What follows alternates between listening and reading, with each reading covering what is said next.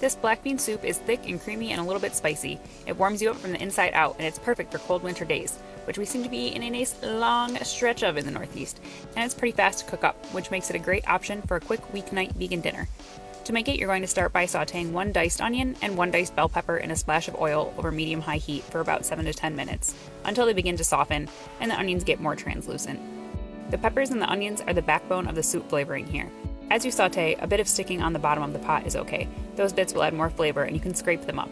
If you see them burning or sticking too much, add a small splash of water to deglaze the pan. Once you've sauteed those for around 7 to 10 minutes, you can add your spices. Here we are using 2 cloves of minced garlic, 1 tablespoon of chili powder, 1 teaspoon of cumin, 1 teaspoon of paprika, and 1/4 to 1/2 teaspoon of cayenne pepper. The cayenne pepper brings the most heat to this soup, so add more or less, or none at all, depending on your preference for spiciness.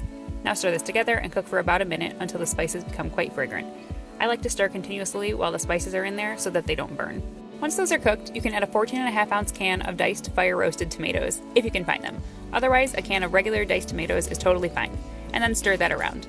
The juices from the tomatoes will help deglaze any stuck-on bits in the pan, so make sure to scrape those up as you stir. You're going to need 2 28-ounce cans of black beans for this soup.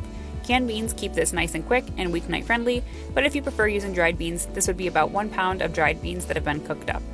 Here you'll add 1 of the 28-ounce cans of drained and rinsed black beans and stir everything together. Now grab your blender and take 3 big scoops or ladlefuls of this mixture along with 2 cups of vegetable broth and blend this up until smooth.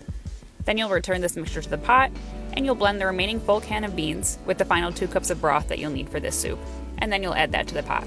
I unintentionally took a photo here instead of recording video of that second blend, but it did happen, and just know it'll be a bit thicker and you'll probably need a rubber spatula to scrape the blender out.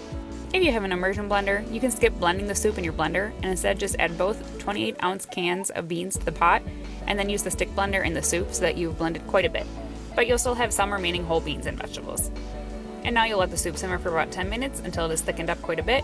Give it a stir every so often so that it doesn't stick too much on the bottom, and then you'll finally add the zest and juice of 1 lime. If the lime doesn't seem overly juicy, feel free to add another to give the soup a little brightness. Give that a stir and then it can be ladled into bowls. You can top it with chopped cilantro if you're of the population that it doesn't taste like soap too. I also had this cashew-based sour cream that was really nice to dollop on top. Or chopped avocado would also be quite good. I hope you like this nice black bean soup. I hope it warms you up, and if you make it, let me know. And figuratively, metaphorically, abstractly, let's eat together.